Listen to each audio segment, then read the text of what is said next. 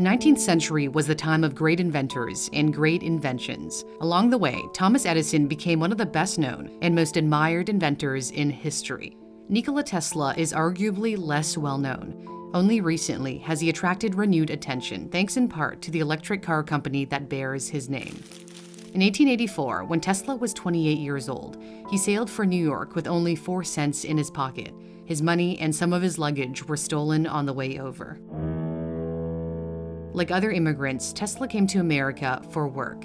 He had been hired as an engineer at Edison Machine Works in Manhattan. Tesla admired Edison, recalling, "One of the great events in my life was my first meeting with Edison. This wonderful man, who had received no scientific training, yet had accomplished so much, filled me with amazement." Edison was also impressed with the young engineer, remarking to an assistant, "This is a damn good man." It didn't take long, however, for things to turn sour, as the two men disagreed over how electricity should be delivered to the masses.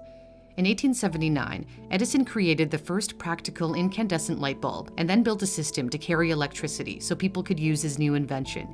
He opened up his first power plant in New York in 1882, supported by his direct current electrical system, also known as DC. A network of underground cables would carry electricity from a generator to homes and businesses. But his DC generators kept failing, so he hired the young Serbian engineer to improve them.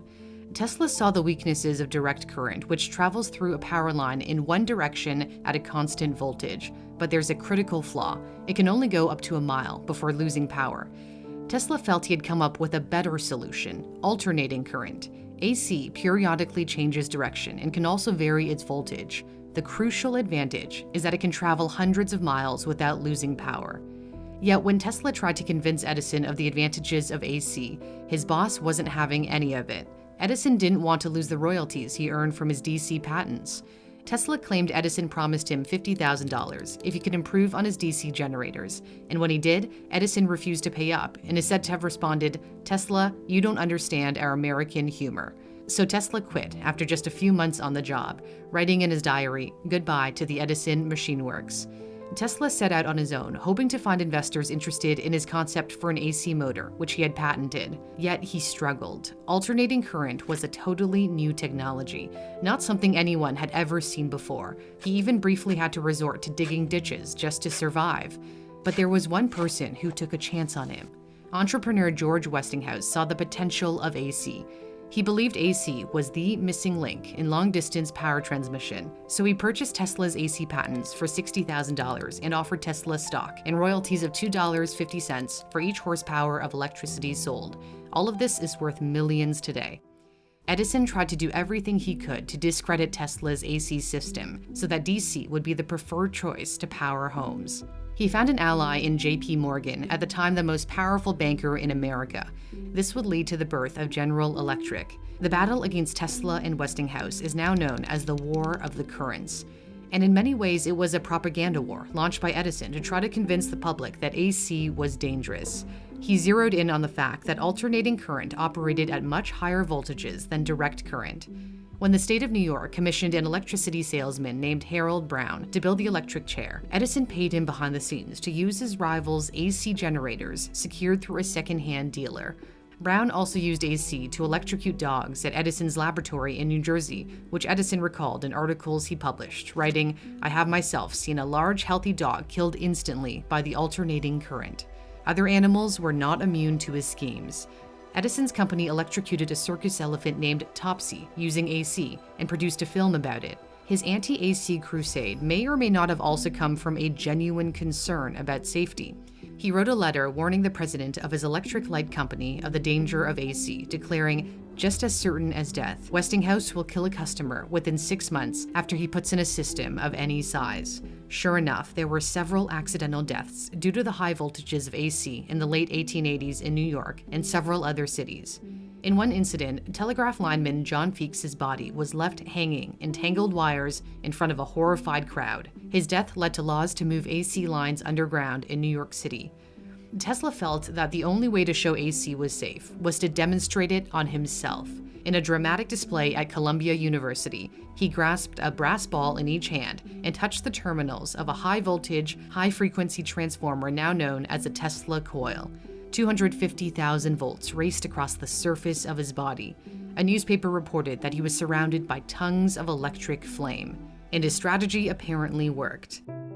In 1893, Tesla and Westinghouse scored a big win when they beat out Edison to light up the Chicago World Fair using alternating current, the first all-electric fair in history. 3 years later, they lit up the city of Buffalo using AC motors powered by the waters of Niagara Falls. This was Tesla's childhood dream.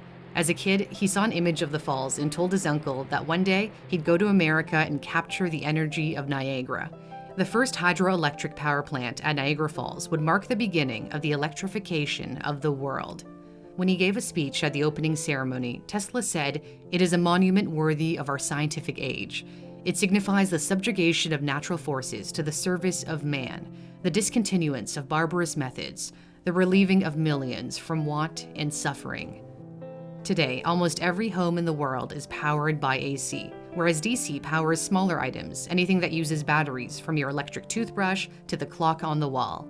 Despite the success of AC, Tesla never went on to the fame and fortune that Edison enjoyed. Because Edison was not only an inventor, he was a businessman, honing his craft at the age of 13 when he started selling candy, newspapers, and vegetables on trains and turned an amazing profit of $50 a week in his day, about $1,600 today. Edison would likely have made a different choice when confronted with the challenging situation that Tesla faced next. The War of the Currents took a financial toll on Westinghouse, whose company racked up millions of dollars in debt. When Westinghouse begged Tesla to lower his royalty rate in order to save the company, Tesla did more than that. He tore up his contract, relinquishing his royalties altogether. It's estimated that Tesla willingly walked away from $12 million in royalties in his day, which today would be worth well over $300 million. Those royalties were so valuable that they would have accrued over time to turn Tesla into the world's first billionaire. In return for this act of incredible compassion, Westinghouse paid him a lump sum of $216,000 for the right to use his AC patents forever, which is roughly $5 million today. Tesla's decision would hurt him dearly because he ended up short of cash to fund his other grand ideas. He had discovered that his powerful coil made it possible to send and receive radio signals. But in 1895, a fire broke out at the building housing his New York lab as he was about to transmit a signal 50 miles to West Point, New York. The blaze destroyed everything: his models, designs, notes, and tools. The timing was terrible because Italian inventor Guglielmo Marconi was also developing radio in England, sending Morse code-based signals. Tesla still managed to beat Marconi to the punch by filing American patents for the radio first in 1897. When Marconi tried to do the same a few years later, the US Patent Office turned him down because his were too similar to Tesla's. Repeated applications were also rejected. But Marconi did attract the attention of none other than Edison, who invested in him and became a consulting engineer at Marconi's company. The Italian's greatest achievement came in 1901, when he received the first radio signal sent across the Atlantic from a transmitter in southwest England to St. John's, Newfoundland in eastern Canada. This won Marconi international fame, and he had to use Tesla's patents to achieve it. But Tesla didn't mind. When one of his engineers said, "Looks as if Marconi got the jump on you," Tesla replied, "Marconi is a good fellow. Let him continue. He is using 17 of my patents." Unfortunately, no patent is truly safe. In 1904, the Patent Office decided inexplicably to rewrite history by awarding Marconi a patent for the invention of the radio, reversing its earlier decisions. It gave no reason, but it didn't hurt that Marconi had the financial backing of Edison and other influential people. In 1909, Marconi won the Nobel Prize in Physics for the invention of the radio. Tesla was furious and sued the Marconi company for infringement. The radio incident led Tesla to lose business opportunities. For example, Tesla had a grand vision for wireless electricity. His proposal initially caught the attention of J.P. Morgan, who put up $150,000 to build a giant transmission tower in 1901. Tesla believed the 187-foot, 57-meter-tall Wardenclyffe Tower in Long Island, New York was the start of a system that could deliver electricity without wires around the globe, and anyone with the right equipment could tap into it. He imagined a scenario where it will be possible for a businessman in New York to dictate instructions and have them instantly appear in type at his office in London or elsewhere. It was incredibly prescient to envision telecommunications infrastructure much like today's internet more than a century ago. But Tesla's vision would never bear fruit. Electricity can indeed be transmitted through the air, but it's impractical because of the amount of power needed to make it happen. So Tesla appealed to Morgan for more money. It was all for naught. Morgan was throwing money in the other direction, toward Marconi. Wardenclyffe Tower was never completed and would eventually be demolished, along with Tesla's vision. Tesla was devastated and had a breakdown, lamenting, "It is not a dream. It is a simple feat of scientific electrical engineering, only expensive, blind, faint-hearted, doubting world." Tesla began to withdraw from that world. He showed signs of obsessive-compulsive disorder, which compelled him to do things in threes, including living in a hotel room that was divisible by the number 3. He spent the last decade of his life living out of a hotel paid for by the Westinghouse Corporation, which kept him on as a consultant. He was broke and befriended pigeons. Edison, on the other hand, continued to reap immense rewards. Businesses and partnerships filled his life. By the time he died, in 1931, he patented a record 1,093 inventions.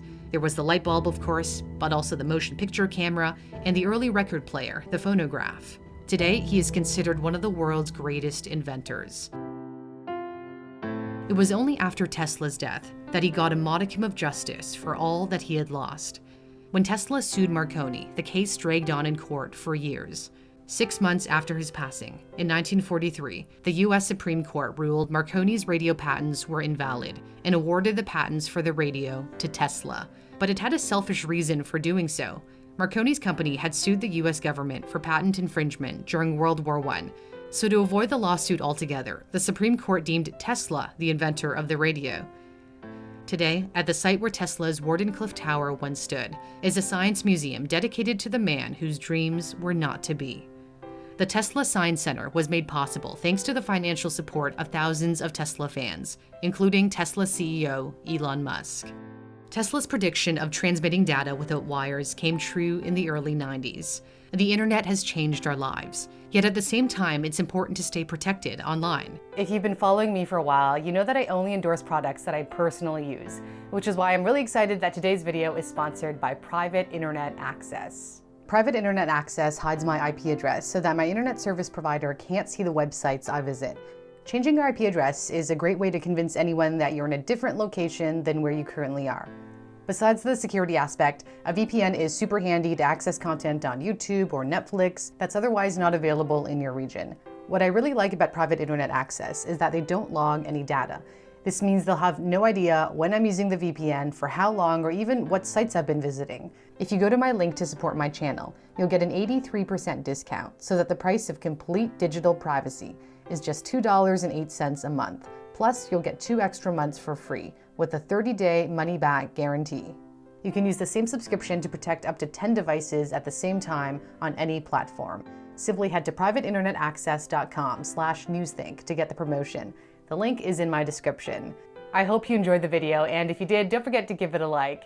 And if there's a story idea you'd like to see, feel free to leave a comment below. Thanks so much for watching. For Newsthink, I'm Cindy Palm.